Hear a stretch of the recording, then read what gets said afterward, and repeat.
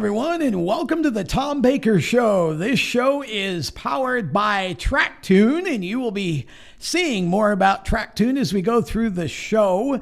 And we are excited to be back on PowerTube as we head into the network's second year and looking forward to what's to come on PowerTube TV. We have a great show planned for tonight. Mini Tyrrell is going to start off our show, and you know, there aren't a whole lot of race car drivers at the local and regional level anywhere in the country that can say they've accomplished and have more impact than this young man, Mini Tyrrell, has had.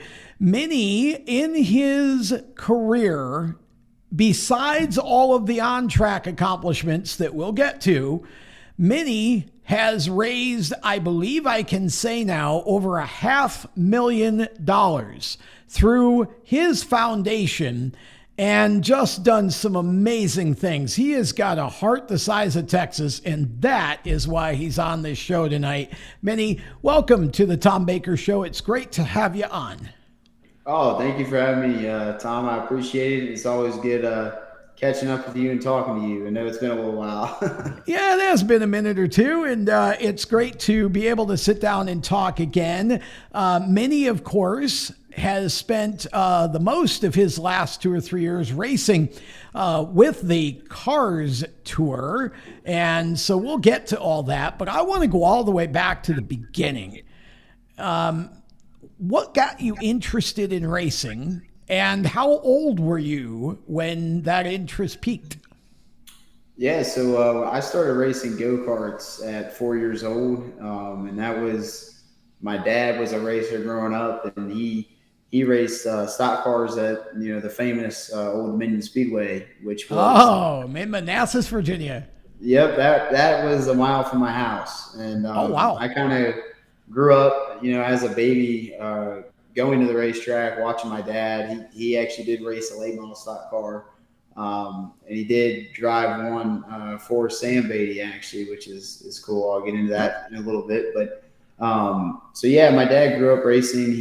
He's actually he founded the U-Car division with a couple buddies at Old Dominion Speedway, where it's originated, and it stands for You Can Afford Racing. So that's a cool little backstory of my dad. But he took me to the go-kart track because they did on Sundays. You know, they did the big shows on Saturday night, and then on Sundays they would race the go-karts. And he took me to the racetrack and said, "Hey, you know, you want to jump into a go-kart and give it a try?" And I was like, "Yeah, absolutely. You know, why not?" So at 4 years old, that's kind of when the spark ignited, and I took off racing go-karts, and the rest was a long journey that is still rolling.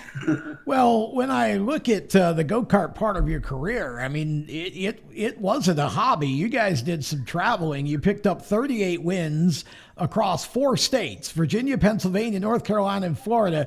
And I think that the standout here is the WKA World Dirt Championship at Daytona International Speedway. I had the chance to announce a few of those shows and be a part of that. That is one of the biggest, if not the biggest, outdoor go-kart event during the year for the dirt kart set. Talk a little bit about what that was like to race down in Daytona Beach. Yeah, it was really cool. It's actually a funny story. Was I had never raced a flat kart before I went to Daytona. So at the time, Billy Tweeden was helping me because, you know, we raced at Capital City a lot. Obviously, okay. We traveled around and went to some certain different states, but we never went to nothing as big as that. I guess Daytona, is kind of the crown jewel of karting. Yeah. And it was our first year ever going, and we showed up. We actually put together this flat kart in my garage at the house with my dad and Billy, and you know, I loved it. I loved karting. I was, you know, naturally pretty good at it. And we went down there in this dually that my father bought, and he ended up fixing it. And the thing actually broke down on us a couple of times on the way and on the way back. So that was definitely an experience, but we still got there, and we got there, and I actually ended up, you know, I remember I was going to the grid with the cart, and at the time I was very little. I still am not a tall person, but I was a very little guy, and I got to the grid, and we were taking the cart off and putting it on the ground, and I had never raced a flat cart, and this one of the kids' fathers came up to me. Is a lot of kids in the go-karts, sat straight laid back down, and I like to sit straight up. At least when I was little. I did too. I had to sit on top of the wheel. Yep. And he came up to me and said, "Hey, have you ever done this before?" And I said, "Well, I've raced go-karts before, and I said, me and my dad are just having fun. We just put together this flat cart, 2 weeks ago, and we took it here to Daytona, and I just want to see what I can do in it." And he said, "Okay, well, just try to stay out of the way." And I said, "Okay, no problem." Because I was little, I didn't really think nothing of it. I just thought I was always super nice to people. I have been my whole life, so I just kind of ignored it. And we went out there, and I qualified on the pole for 3 different classes. Yeah, sure. And we actually went out and was able to win 2 races through the weekend. And I think the worst I ended up was 3rd or 4th that weekend, and that was pretty cool. I remember coming off, and Dad, was looking at that guy, and he was like, "Yeah, we're just having fun," and the guy was shocked. So that was a little funny story. Yeah, they wanted you to stay out of the way, and so you went out and qualified pole, which basically means you're in everybody's way. That's exactly right. Go shock the world, right? I think Dad had to go tell him that we'll try to stay out of the way in front of the field. Yeah, we'll keep enough distance so y'all can fight for second. Right. You won an indoor dirt championship event at Williamston, North Carolina too, and I love the indoor dirt shows. The biggest one is in Batesville every year on Thanksgiving weekend, but it's always fun to run the indoor carts for sure, and get a chance to do something different. But I want to move us on to the arena racing part of your career, because just take a minute or two and just talk real quick about what is arena racing, because that was kind of a fad for a while. I don't know if they still have it, but I think most of our audience probably would have no idea what that is. Yeah, no, arena racing was, I love the cars I'm in now, but I want to say that was probably the most fun racing I've really ever done. The arena cars are basically, people know what a mini cup car is, which is like a half scale stock car with a fiberglass body that's on top of it, and it looks like a little late model stock car, but you sit right in the middle of it, and this thing called arena racing, which originated out of Hampton, Virginia, which was an indoor Coliseum style racetrack that they would set up physically piece by piece. And each piece of the track was, I want to say it was probably 8 feet long, maybe 10 feet long, and they would build it all the way around. But eventually it had moved to Richmond, Virginia, which is where I started racing it at. And I remember going, and I had a sponsor from McGeorge Toyota that bought me my first ever arena car, and I went there and was able to win some youth division races with it, and they actually allowed me to race because they had the adult series, and I was 8 years old at the time and turning 9, so they said you can run with the adult series. You're old enough. I think they made me start out back a couple times, but eventually ended up going on to win a B main event, and I raced a couple A mains. And then at the end of the year, before my last race ever in an arena car, it was the top dog race, which they take the top 10 from the 2 mains, and you race in a 20-car field. And I was able to win that race, and then from there I went on to late models. It's amazing how they always wanted you to stay out of the way, and you kept getting in it and winning things. That's kind of how. And you're still weren't even 10 yet, I have to point out. Yep. Yeah. So let's get into this. So the late model part of your career, by the way, 8 wins in arena races altogether. The late model part of your career started in 2016. How old were you when you first strapped into a limited late model or a late model stock at Shenandoah? Yeah, so a little quick backstory on that was, which I said Sam Beatty. He was a gentleman that we've known for years, been friends with my father, and I was actually at his yard because he called my dad and said, "Hey, does Minnie want to come over and help me do some yard work?" And of course, I was like, "Yeah, why not? Of course." So I went over to his house and I was bush hogging the field with him, and I saw in his garage was the number 81 late model stock car, and it was the red number, white body. It was all red chassis, and I said, "Hey, man, when can I drive that?" And I was 9 years old at the time.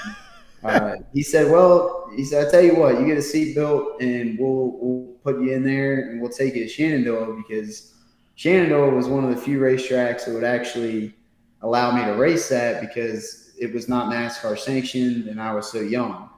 And I got into it. We actually went there and tested with the race car, and I was like 4/10 off the pole for the prior week of that race, and I said, "Okay, well, why not? Let's race it the next day." So we went out, and I actually ended up a gentleman I was racing with door to door was Mark Miller, and thinking about the Miller family at this time, that Mark just passed away.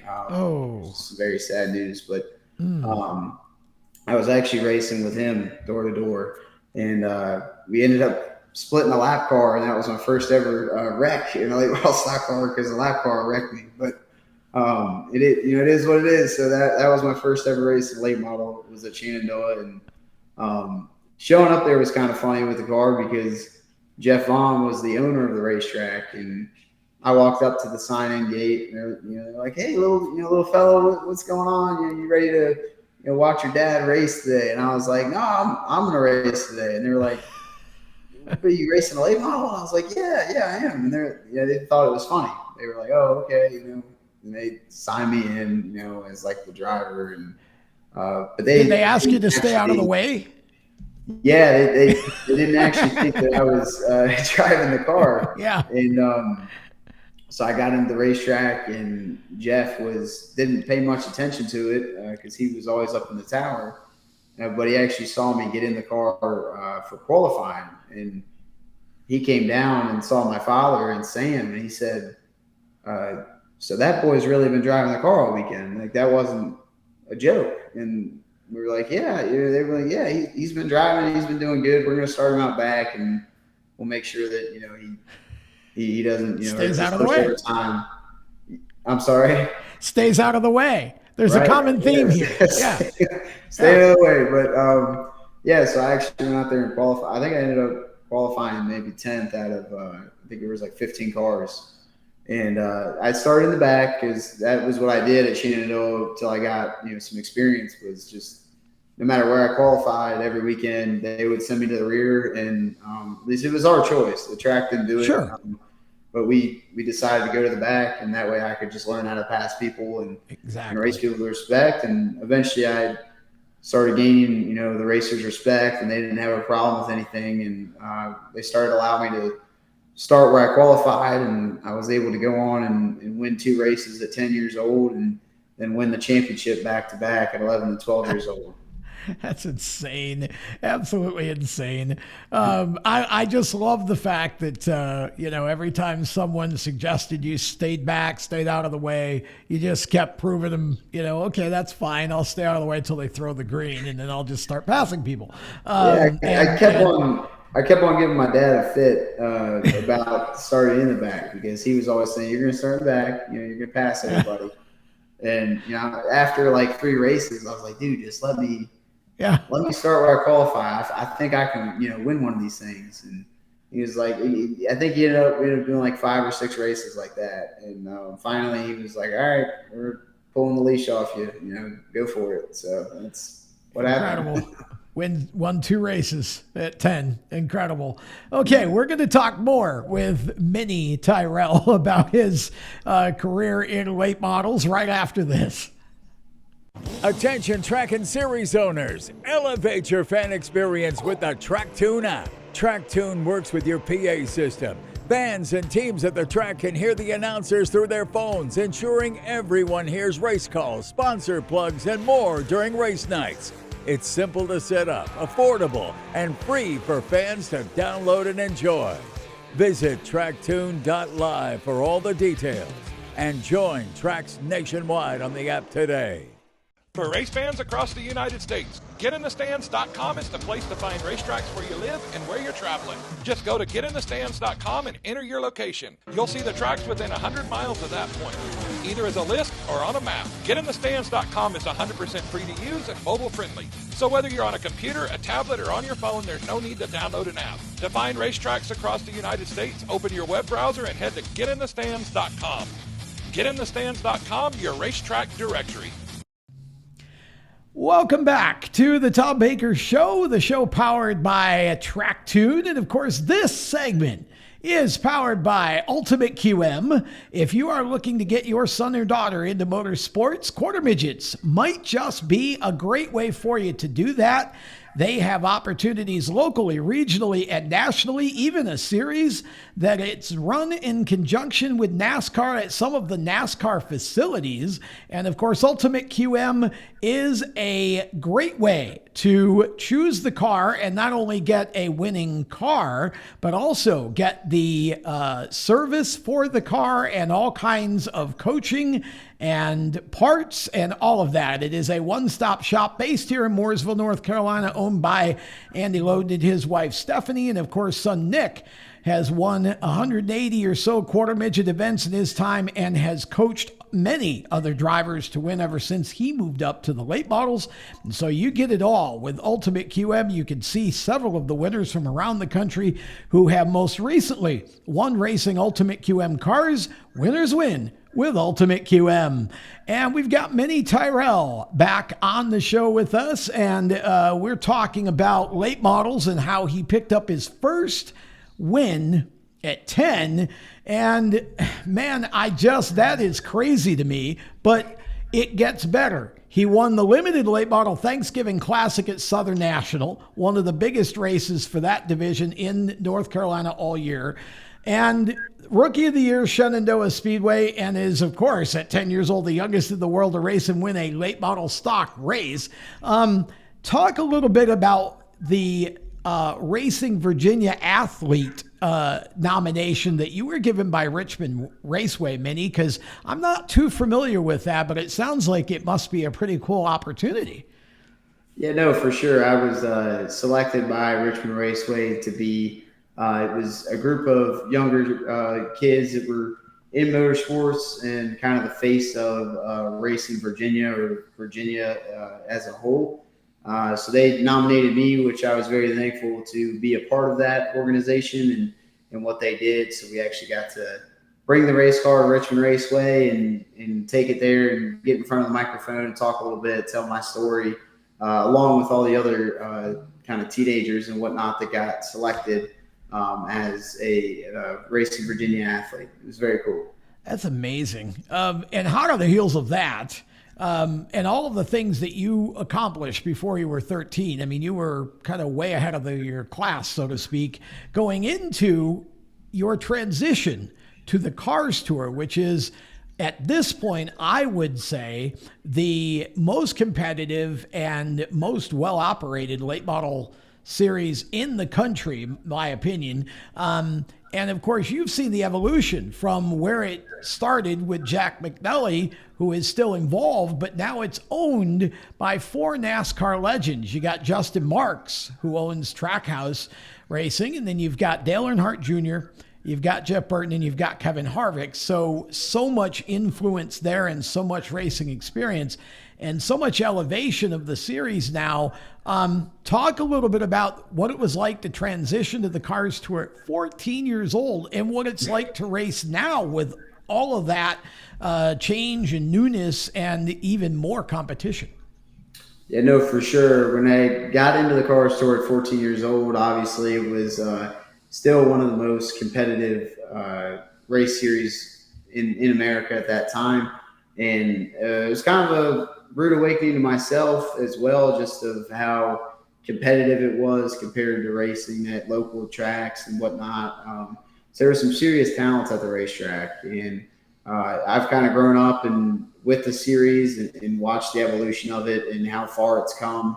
And, you know, obviously this year going into it with all the new ownership group and having all that influence and all the people and the different eyes on the series is it's nothing but great things. And, I can't wait to see how much it grows to this day. And, I've loved that I've been a part of pretty much every moment since I started at such a young age with it. And I'm proud that I've been, I'd like to say a pretty big part of the evolution of the tour, and been one of the drivers that, was in the Touring 12 program for 3 years, and was chosen as one of the, elite drivers in the series. So proud to rep those titles, and I'm proud to be racing in the car store now, and to have the opportunity to do it, especially with this competition level, with how strict it is week in and week out.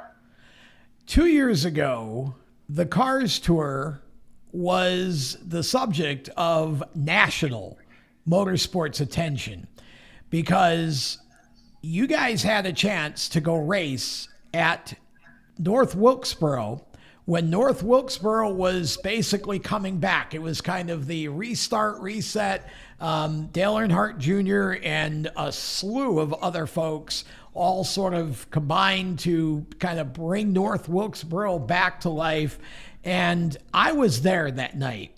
And I was a huge Elvis Presley fan as a child, and still listen to his music today. And Elvis was something just greater than everything else that was going on in rock and roll music at that time when he was famous. And that night, it felt to me like I was at an Elvis Presley concert, because anytime Dale Earnhardt Jr. addressed the crowd or had the name mentioned, the crowd just flipped out. There were 20,000 people. The race starts, and Dale's car with Carson Kvapil driving leads a while, and all of a sudden, I'm watching on the backstretch, and here comes the 81 and passes Carson and takes the lead. You led a bunch of laps that day before. I don't know if you had a car problem or whatever. I can't quite remember. You can tell us. But what was it like to be a part of that atmosphere, first of all? And then, has it even now, when you think about it, is it fully sunk in that you got to lead laps there in front of that crowd with Dale Jr. being there and in the race? Yeah, no, it was definitely huge. I never really expected it. We ended up qualifying 10th there, and it was truly an incredible race. I'll never forget getting into the car before I was, before I was getting in, and they actually had to hold the race for, I believe it was like 20 or 30 minutes for it to start, to allow the fans to get into the racetrack, because there were so many people. And looking into the crowd and just looking around and seeing 25,000 people all watching you was truly incredible. And, getting in there and having those conversations with Dale Earnhardt, and, I'm proud to call him a friend, with growing with the series and whatnot, and just seeing how he does things and how he's made it to be, as successful as he is, was just incredible. And the fact that we got to lead some laps was awesome. Obviously it would have been the cherry on top if we could have won, but we had a right front tire that ended up going flat on me after like the second break. So that was a really stab in the chest, but it is what it is, and hopefully we can go back to Wilkesboro here on August 3rd and get us one this time. Yeah, it was, this year's race at North Wilkesboro that was scheduled got flooded out. I mean, that was, you needed to bring an ARC to compete in. So they rescheduled it. And as you say, coming up on the 3rd of August. And I understand Kevin Harvick's going to strap in his own late model and try to go out and beat you guys. So you'll get to compete against another one of NASCAR's all-time greats with Kevin Harvick. Have you had a chance to talk too much to Kevin, and what's that going to be like for you? Yeah, no, it'll be cool.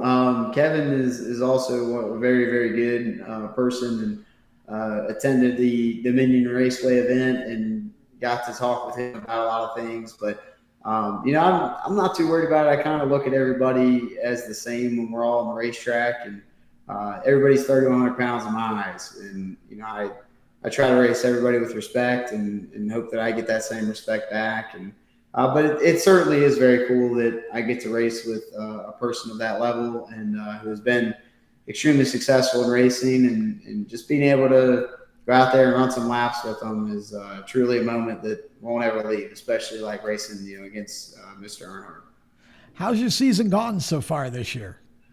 It hasn't been bad. I think we're sitting 4th or 5th in points Nice. right now, going into Caraway next week. But it's been good. We've had some ups and we've had some downs. Unfortunately, we've had a little bit of bad luck, but we came away with the top 5 at Dominion last week. So pleased with that, and hopefully we can just keep on plucking away at it and finishing in the top 10, and whatever else is above that is a cherry on top.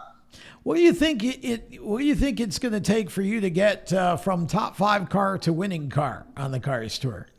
Yeah, no, I mean, we've obviously been bringing some really, really good race cars, and I felt like we really should have been able to win New River this year in Jacksonville. We just got together with Brendan towards the end of the race, and it bent the ball joint, it bent the control arm. We were still actually catching Bobby at the end, who won the race. So I really thought we had the car to beat that night, so that one really sucked. But still a very good run for us, and we've had a good car at a lot of different racetracks. Really, the only track that we haven't been very good at it was Langley this year, and like I said, it is what it is. But Brandon Butler and all the guys back at the shop have been just working their tails off for me, and I can't thank them enough. And our communication as a whole this year has just been so much better than it has been in the past 2 years, and we're all just working together so well, and hopefully we can keep on plucking away at it, and we'll get us a win or 2 this year. Okay, we're not saying goodbye to you, but I do want to make sure we get this in. So tell us, who do you need to credit? Who helps you make it all happen? Sponsors, team, anybody you want to thank? About a minute and a half. Yeah, man, just all the boys back at home, Convenience Tire and Auto, the Henderson family with BDL Motorsports, the Weibel family with obviously Amish Structures, Kirkland and IPOC with Solid Rock Carriers. Everybody that just helps this thing go fast. My mom and dad, for all they do for me, I love them to death. Wouldn't be able to do without all those guys and all those people that helped me get to the racetrack. So can't thank them enough for all their support. Okay, and where can people find you to follow you while we're finishing with you on the show? Where can they go to look up website and everything else? Yeah, you can go to minityrrell.com, or you can find me across the board on Facebook, Twitter, and Instagram at Mini Tyrrell, MiniTyrrell. You should be able to find me there and shoot me a message. I'd love to talk to everybody. I love that you spelled your last name. That is quite helpful for everybody, for sure. So we're going to step aside, back with more Mini Tyrrell right after these words. Attention track and series owners, elevate your fan experience with the TrackTune app. TrackTune works with your PA system. Fans and teams at the track can hear the announcers through their phones, ensuring everyone hears race calls, sponsor plugs, and more during race nights. It's simple to set up, affordable, and free for fans to download and enjoy. Visit tracktune.live for all the details and join tracks nationwide on the app today.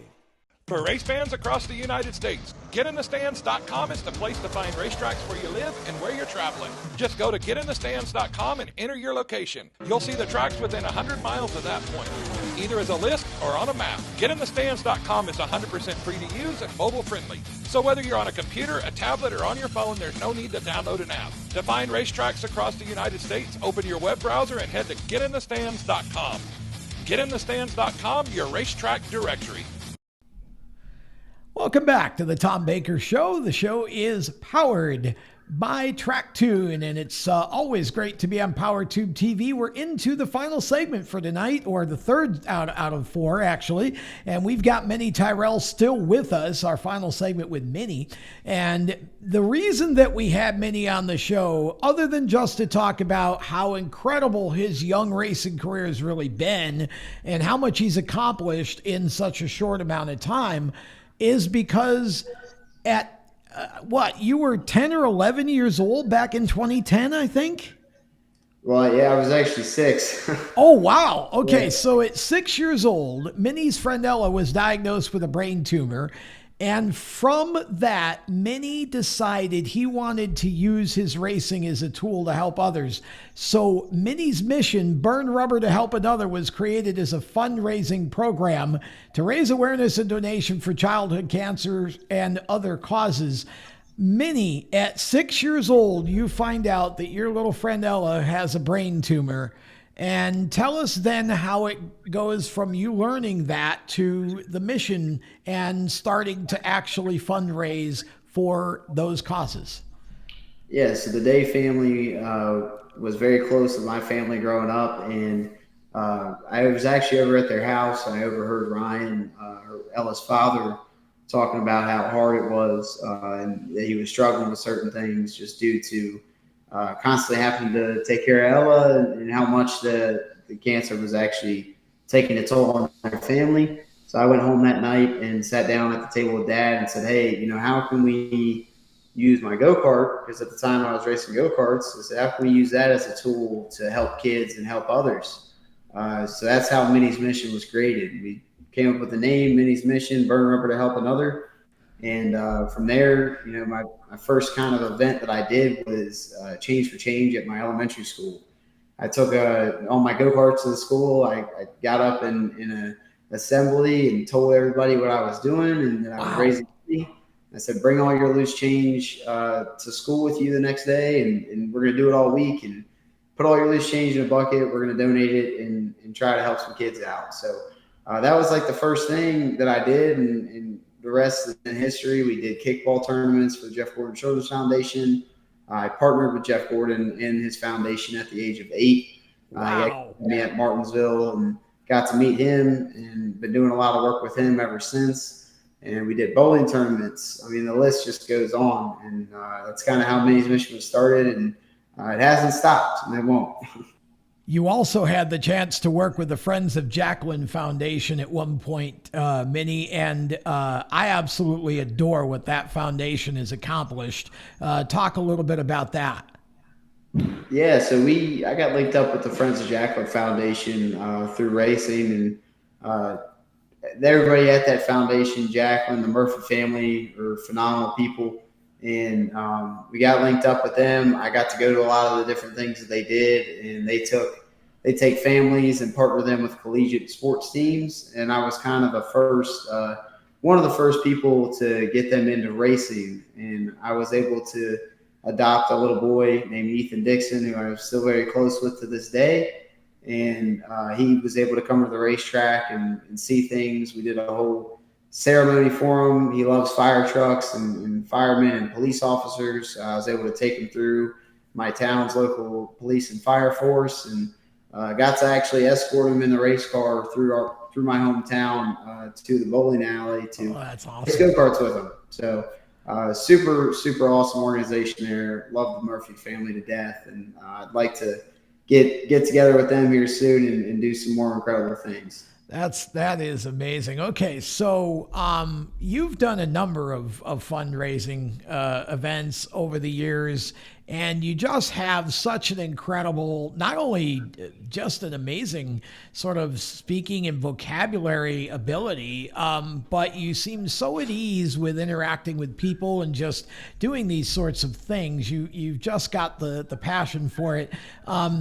You've just done something recently this year that took place at Dominion that I just thought was super cool. And you got so many of the other drivers involved from the Cars Tour. Talk a little bit about what that was. Yeah, so last year was actually our first time doing it at Dominion with the Cars Tour race. And I took, at the time, the Touring 12 program was around, and I was in the Touring 12 program.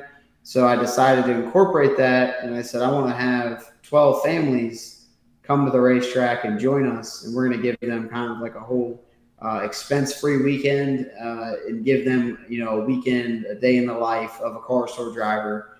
And it was a huge hit. We were able to partner with Paul Nichols and the Parents and Children Fighting Cancer Foundation to help us find these families, which were all based out of Walter Reed Medical Facility in Bethesda, Maryland, and Children's National in Washington, D.C., and we actually had them out at the racetrack, and it was a huge hit, and everybody loved it. And I had so many drivers and so much feedback that was like, hey, we want to do this next year with you. And I said, okay, sounds great. So this year we used the Dominion Raceway again, which is my home track, and the Britt family with all the Dominion Raceway Entertainment staff came through and did an incredible job working with us. And we had, I think it was almost 30 families that joined us on June 15th this year for the race was called the Minis Mission 125.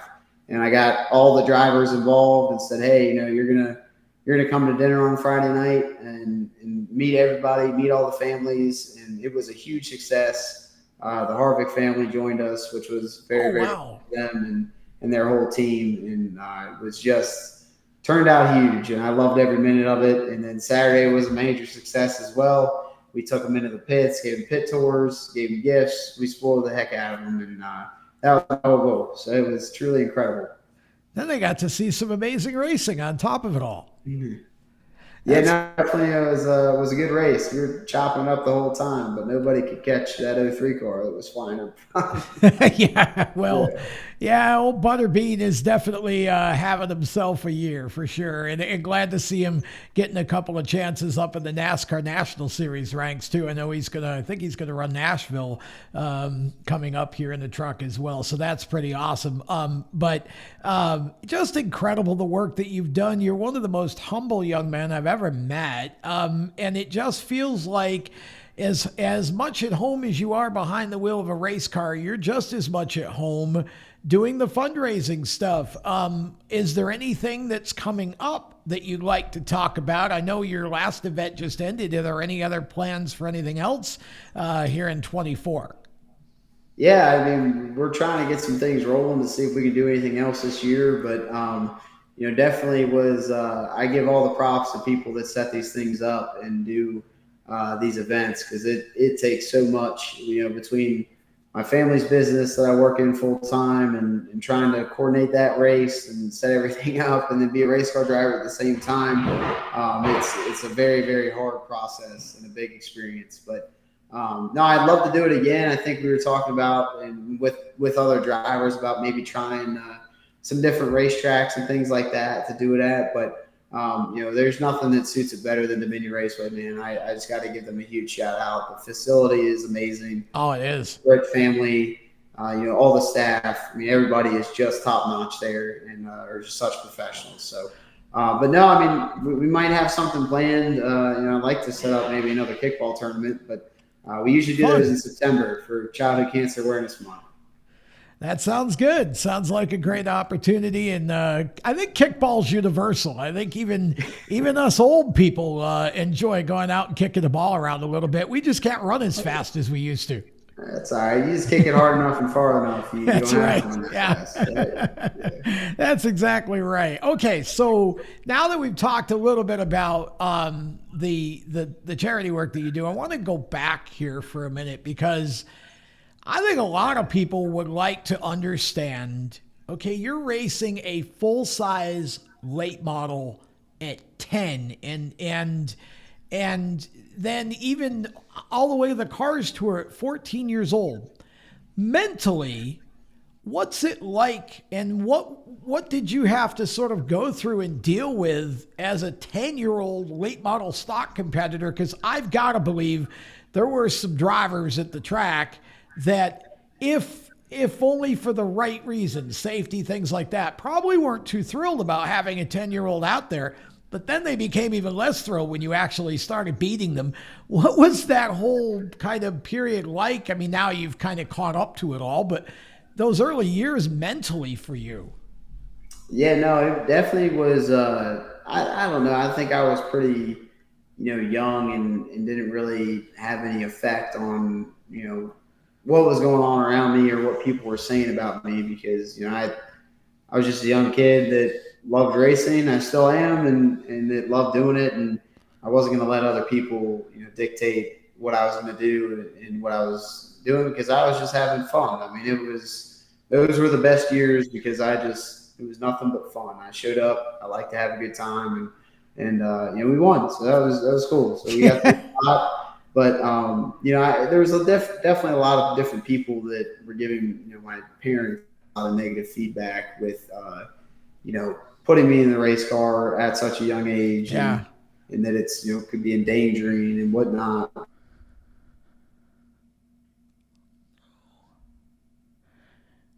course, behind, but I was just all for it. And then the second the idea came, I wanted to do it. And I just didn't let anything stop me. And my dad supported me, and my parents still are my number one supporters. And, we just kind of didn't listen to it. We walled it out, did our thing, and it worked out. And I, love doing it to this day. And like to say that, I believe I'm pretty successful in late model, but definitely want to get up here and win us some more. Yeah, I mean, obviously, I know that you really want to accomplish more on the Cars Tour and get some wins and run for championships. But of course, your goal obviously is to take it up to the National Series level and compete in the NASCAR National Series as well, right? Yes, sir. No, that's the end goal. I'd love to do it. It's hard to get to certain levels, especially even just to run the Cars Tour without help and sponsorship doing it. And I'm still always looking for people to help me get to the next level. And I'd love to represent person or someone's company that believes in me, and I'd love to be your salesman and love to have you on the car. But it's hard to make it in racing in this day and age, just with the funding it takes and everything of that nature. So I'm very blessed and fortunate that I'm able to do it in the Cars Tour and be able to do it with my family and my family-owned team. But it is extremely hard. Well, we wish you all the best in your continued endeavors there. And of course, he's been Rookie of the Year in the Cars Tour. He's had 2 poles, Hickory and Tri-County, both here in North Carolina, and just all kinds of accomplishment even before he was a teenager in a late model stock car. We know the future's bright for you, Mini, and we congratulate you on your accomplishments to date, and we look forward to seeing what the rest of 2024 and beyond has in store for you. Absolutely, man. Thanks so much. I appreciate it. I like getting on here and catching up with everybody and spread my word out a little bit. Well, I think your greatest victories is the impact that you make through the mission work, and I know you're going to continue that. So that is Mini Tyrrell, and we're going to step aside one last time and come back with our final segment of the Tom Baker Show, Hot Topics, coming up after this. Attention track and series owners, elevate your fan experience with the TrackTune app. TrackTune works with your PA system. Fans and teams at the track can hear the announcers through their phones, ensuring everyone hears race calls, sponsor plugs, and more during race nights. It's simple to set up, affordable, and free for fans to download and enjoy. Visit tracktune.live for all the details and join tracks nationwide on the app today. Welcome back to the Tom Baker Show, as always being powered by TrackTune, our final segment. Our co-host, Tyler Dayton, normally joins us for Hot Topics. Tyler, not with us this week. We are going to start in NASCAR, and I guess we could subtitle this segment a little bit of As the World Turns, because just when you think you know what you know, you realize you don't. Stewart-Haas Racing had announced they were closing their doors. They were getting rid of all the Cup charters, all the Cup teams, and maybe the Xfinity teams might be reorganized under somebody else's leadership, but the Cup teams are gone. Well, not anymore. Gene Haas has announced that he is retaining one Cup charter and retaining one team, and will be continuing the Xfinity Series program. Joe Custer, as he has been all along, going to continue to run the entire operation. Haas Factory Team going to be the new team name. Gene wanted an opportunity to stay in NASCAR so that he could continue to, I guess, market his machinery that he makes, which is worldwide famous, and everybody uses it. Of course, he'll keep the Formula One team as well. Now, this is interesting because there was no driver named for the Cup car. There was no manufacturer named, and there were no sponsors named. All we know is that there is still going to be a Haas-owned team in Cup. Now, they also didn't specifically name any drivers for the Xfinity program. Joe Custer is running the operation. Cole Custer has been in Cup, gone back to Xfinity, picked right back up where he left off before he ever went to Cup by winning races and championship. And now the question becomes, will Cole Custer be the driver of the one Cup car that's going to remain out of the four that they had in the new Haas form team? So, I don't know. I'm kind of looking at this thinking, maybe, maybe not. Because remember, there are still a couple of drivers that are out there that don't have rides settled yet. Noah Gragson is still looking for a home in 25. Josh Berry still looking for a home in 25. Ryan Preece still looking for a home in 25. All three displaced because Stewart Haas is getting rid of 3 of the 4 teams. Notice I didn't mention Chase Briscoe. That's because he's already found another place to work. In 2025, Christopher Bell accidentally tipped the hand to everyone's amusement, except for his, I'm sure, when he was talking at a press conference and slipped and mentioned the name Chase coming into the 19, to which Chase Briscoe immediately and rather humorously deflected and said, gosh, I didn't know Chase was leaving the 9 car, meaning Chase Elliott. But so had a little fun with that. So Chase Briscoe is going to replace Martin Truex in the number 19 Toyota for Joe Gibbs Racing in 2025. And if you wonder, will the number change back to 18? According to Joe Gibbs, nope, staying with the number. Bass Pro Shops loves the number. Bass Pro Shops apparently is going to stay with the team and Chase Briscoe now, in some form at least. And this is an interesting move. I'm going to make a prediction here. Chase Briscoe in 2025 not only makes a deep run into the playoffs, I believe he makes it to the Final Four and races for a championship next year. Now, why do I say that? Well, for a couple reasons. Number one, Chase Briscoe can race anywhere NASCAR races. He's very good on road courses. He's very good on ovals. Of course, no more dirt track racing in Cup, thank the Lord. But Briscoe can do it. He can do it all. Run on short tracks, big tracks. Here's the other factor in this. Chase and Chris Bell are really close. They've been teammates before and on the dirt side of things, and Christopher has really come on strong over the last year in the 20 car, and I believe that Christopher Bell and Chase Briscoe are going to work together like hand in glove. And when you put those two together with Denny Hamlin and a continuously improving Ty Gibbs, if those 4 can all mesh, I think Chase Briscoe comes out of this with a championship run. The rest of the team apparently stays intact as far as we know. And that should be a really interesting thing to watch in 2025. So we know where Briscoe's going. We don't know where Gragson, Barry, or Ryan Preece are going. We've still got a couple of cars that we believe are going to be open at Front Row Motorsports. We know Michael McDowell's out of the 34 for next year, so there's going to have to be a driver that's going to be put in that car. And Front Row announced that they're buying a 3rd charter for next year once the charter deal is ratified, so to speak. So we would presume that perhaps 1 or 2 of the 3 remaining Stewart Haas drivers could slide in over at Front Row, and maybe even most of the team from one of those teams, because again, the 3rd charter will basically be a brand new group of guys for Front Row to be an additional team. So I would think perhaps Gragson and Barry.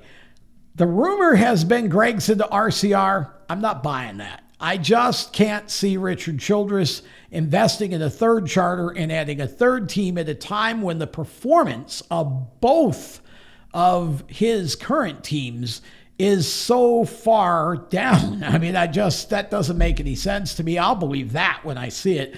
So I think you probably will see Gregson and either Barry or Priest, again, just my opinion, end up at Front Row Motorsports. All right, let's talk a little bit about trucks. NASCAR's Craftsman Truck Series coming back at the Nashville Super Speedway. Now, this is cool as heck because, first of all, I love that track.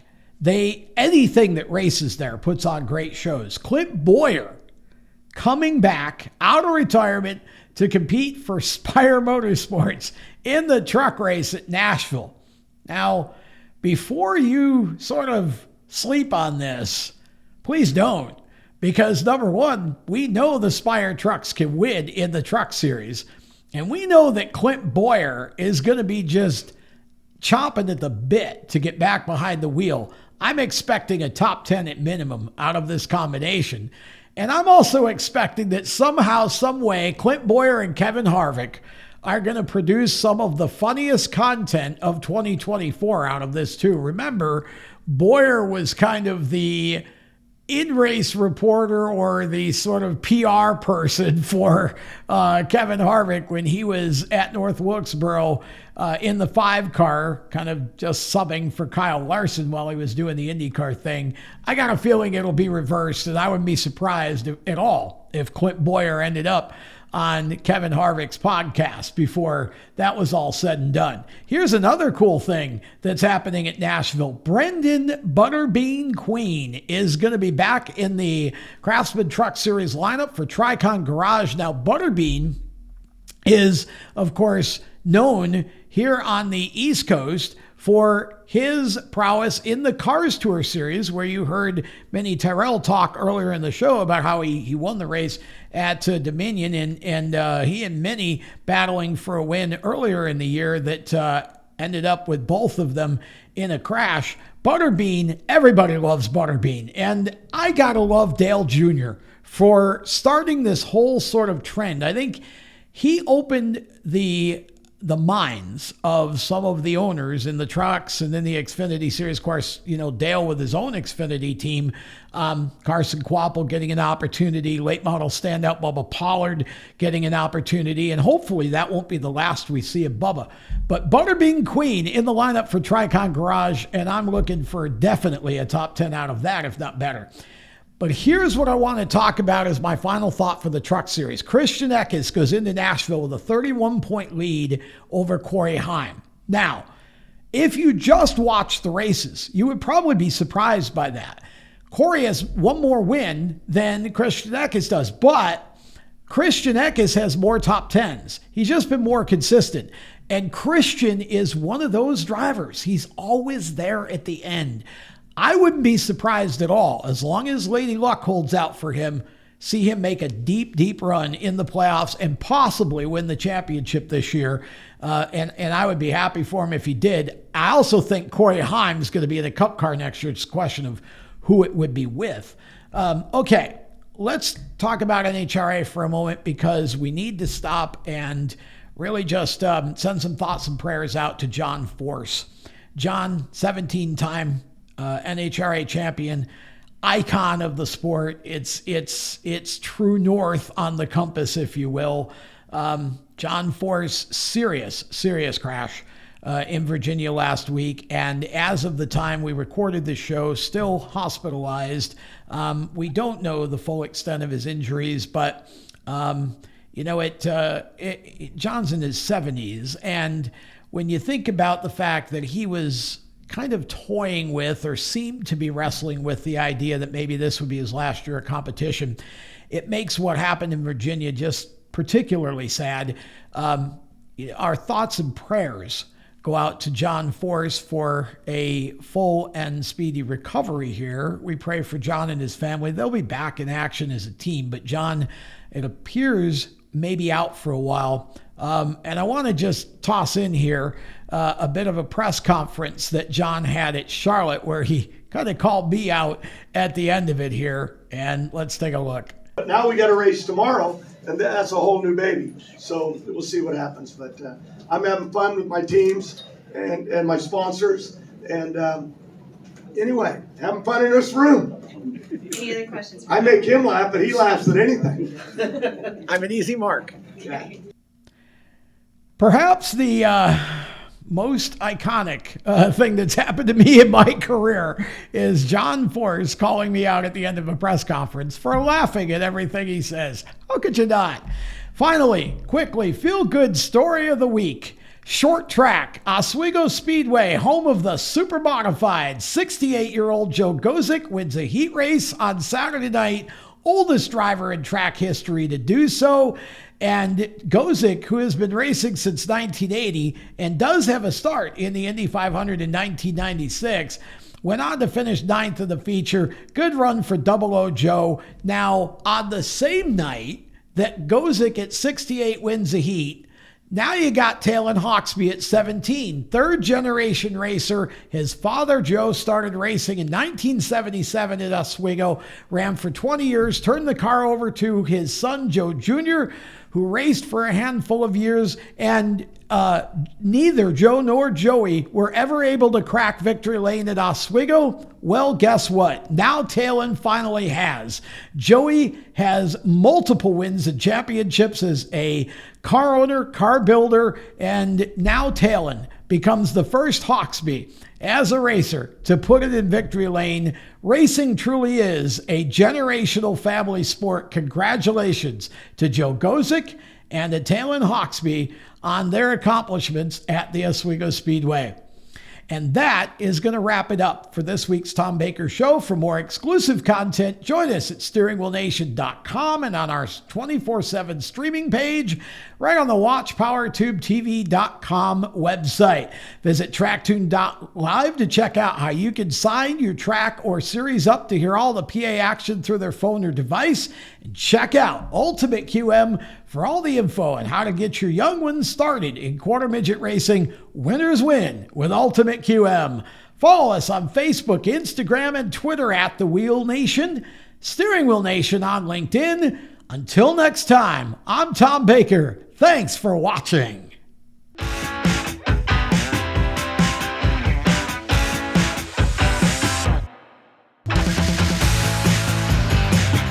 Like this show? Want more? Then head to WatchPTTV.com, the new 100% free PowerTube TV streaming network. Home of the best classic and new motorsports racing and build shows on the web.